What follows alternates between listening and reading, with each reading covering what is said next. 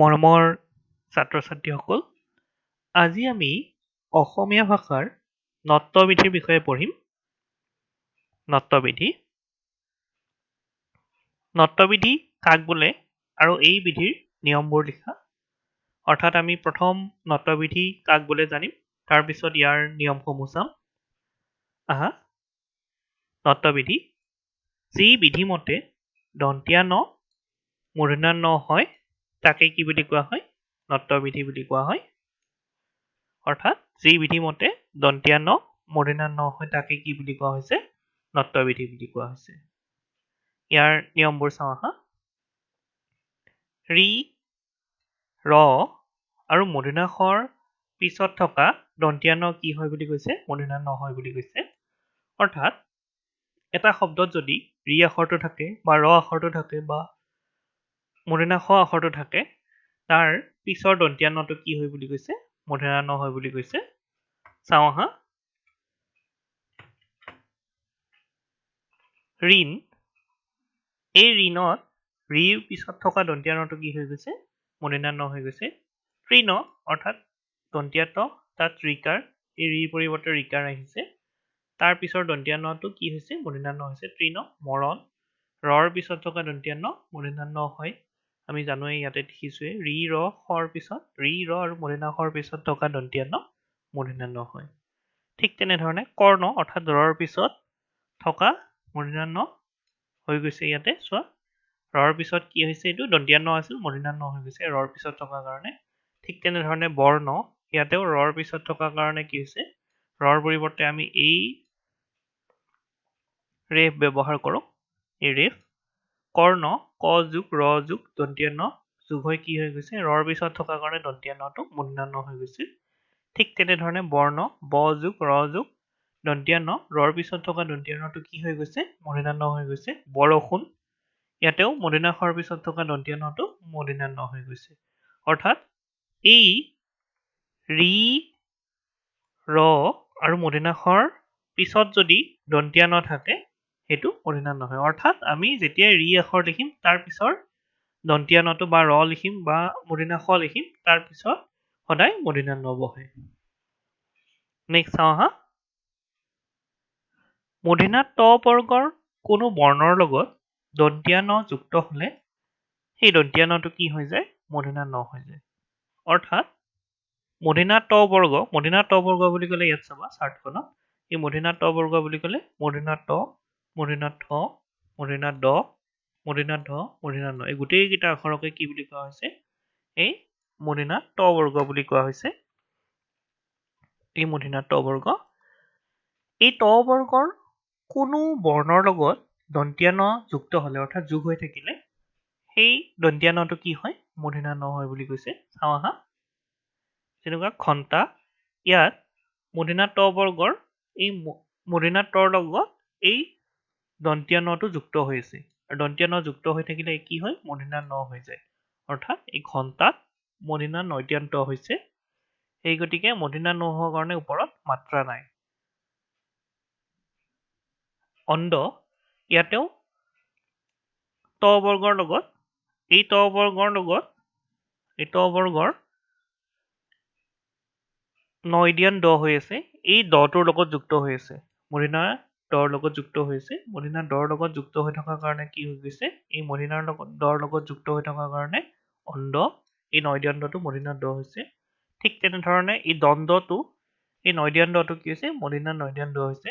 ঠিক তেনেধৰণে কণ্ঠ, এই নৈথান্থটো কি হৈ গৈছে? মূৰ্ধন্য ন যোগ মূৰ্ধন্য থ, অৰ্থাৎ এই ত বৰ্গৰ থৰ লগত যোগ হৈ আছে, মূৰ্ধন্য থৰ লগত যোগ হৈ আছে। সেই গতিকে কণ্ঠটোৰ এইটো মূৰ্ধন্য ন, আৰু মূৰ্ধন্য ন হলে কি হয়? ওপৰত মাত্ৰা নবহে। ঠিক আছে। নেক্সট চাওঁ আহা। সূৰ্প শব্দৰ পিছত থকা নখ শব্দৰ দন্তীয়া ন মূৰ্ধন্য ন হয়। অৰ্থাৎ এই সূৰ্প শব্দৰ পিছত যদি নখ শব্দ থাকে, এই নখ শব্দৰ দন্তীয়া নটো কি হয়? মূৰ্ধন্য ন হৈ যায়। চাওঁ আহা। ইয়াতে এই সূৰ্প নখা, এই দন্তীয়া নটো মূৰ্ধন্য ন হৈ গৈছে। সূৰ্প নখা, এইটো এটা নিয়ম। তাৰপিছত চাওঁ আহা।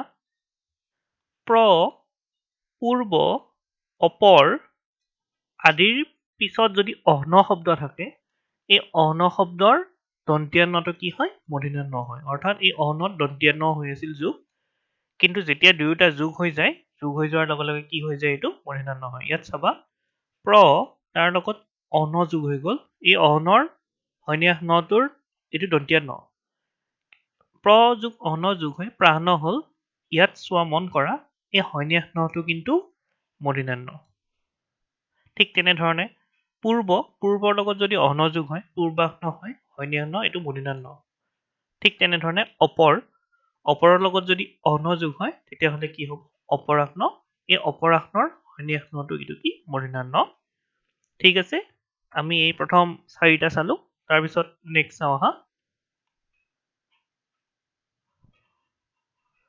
উত্তৰ পৰ নাৰ ৰাম চান্দ্ৰ আদিৰ পিছত অয়ন শব্দৰ দন্তীয়া ন মূৰ্ধন্য ন হয় অৰ্থাৎ উত্তৰ পৰ নাৰ ৰাম চান্দ্ৰ আদি শব্দৰ পিছত যদি অয়ন শব্দ থাকে যোগ হৈ কি হৈ যাব সেই অয়ন শব্দৰ দন্তীয়া নটো কি হৈ যাব মূৰ্ধন্য ন হৈ যাব ঠিক আছে চাওঁ আহা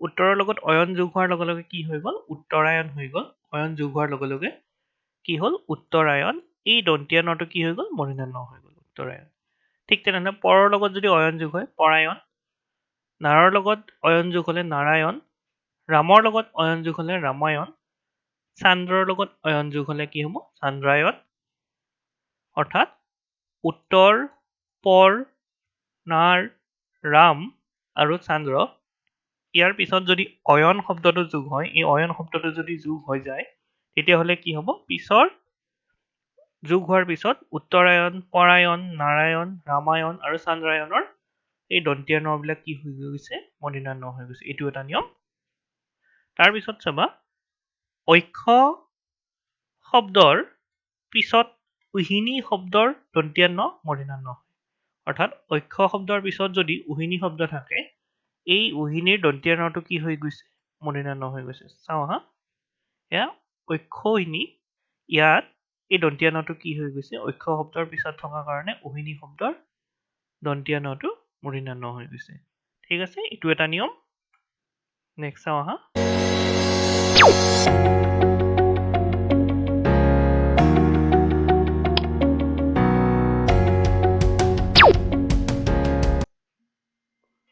নেক্সট আছে ৰি ৰ আৰু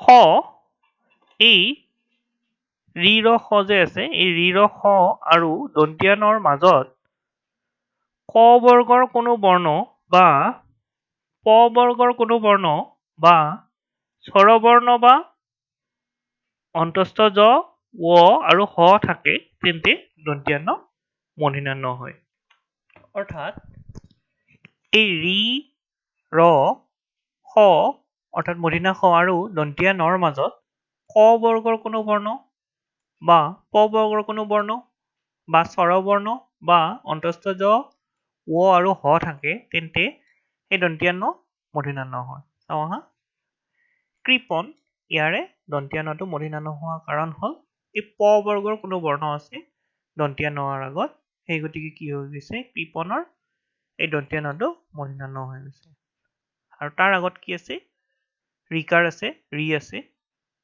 ঠিক তেনেধৰণে গ্ৰহণ পাষাণ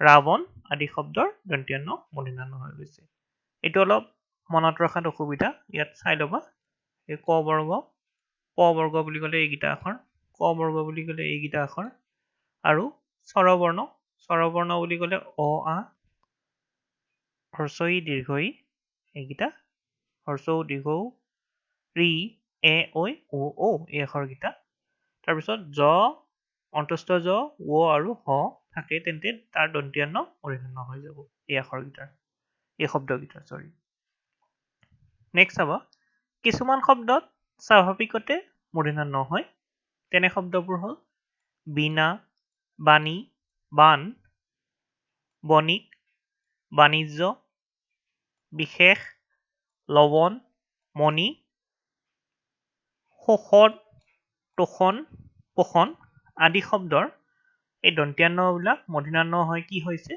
মূৰ্ধন্য স্বাভাৱিকতে হয় বুলি কৈছে কোনো নিয়ম নাই স্বাভাৱিকতে হয় এই শব্দবিলাক কেতিয়াবা দিয়ে দি সোধে এই মূৰ্ধন্য হোৱাৰ কাৰণ কি বা নত্যবিধিৰ কাৰণ কি এইটো স্বাভাৱিকতে হয় বুলি লিখিব লাগিব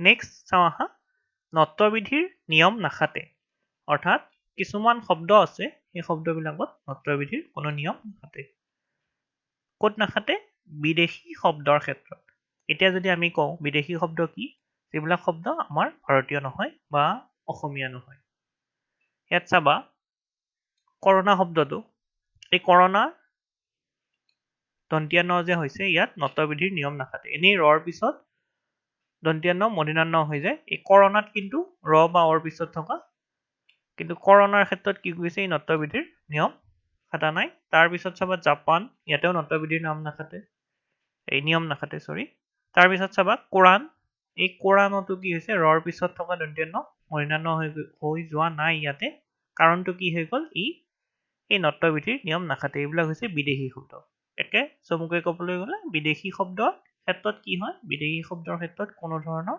নত্যবিধিৰ নিয়ম নাখাতে স্ত্ৰী প্ৰত্যয় সদায় দন্ত্যান্ন হয় অৰ্থাৎ আমি যদি কওঁ বৰুৱানী তেতিয়াহ'লে এই বৰুৱানীৰ স্ত্ৰী প্ৰত্যয় অৰ্থাৎ শেষৰ দন্ত্যান্ন দীৰ্ঘইকাৰডাল কি হ'ব এই নত্যবিধিৰ নিয়ম তাত নাখাতে চোৱা বৰুৱানী চাকৰণী চুৰণী বৰানী ইয়াৰে এইবিলাকত কি হৈছে নি প্ৰত্যয়ৰ ক্ষেত্ৰত অনি এই অনিৰ ক্ষেত্ৰত কি হৈ গৈছে কোনো ধৰণৰ স্ত্ৰী প্ৰত্যয়ৰ ক্ষেত্ৰত কোনো ধৰণৰ কি নাখাতে নত্যবিধিৰ নিয়ম নাখাতে তাৰপিছত চাবা তদ্ধিত প্ৰত্যয়ৰ ক্ষেত্ৰত ধৰা হ'ল তৰা তাৰ লগত যদি অনি যোগ হৈছে তৰাণী খেৰ তাৰ লগত যদি অনি যোগ হৈছে খেৰণী জাৰ তাৰ লগত অনি যোগ হ'লে জাৰণী ইয়াৰ ক্ষেত্ৰতো কি হয় নত্যবিধিৰ নিয়ম নাখাতে এইবিলাকত নত্যবিধিৰ নিয়ম নাখাতে একে চমুকে মনত ৰাখিবা বিদেশী শব্দৰ ক্ষেত্ৰত নত্যবিধিৰ নিয়ম নাখাতে স্ত্ৰী প্ৰত্যয়ৰ ক্ষেত্ৰত নত্যবিধিৰ নিয়ম নাখাতে আৰু তদ্ধিত প্ৰত্যয়ৰ ক্ষেত্ৰতো নত্যবিধিৰ নিয়ম নাখাতে ঠিক আছে আজিলৈ এৰিছো ধন্যবাদ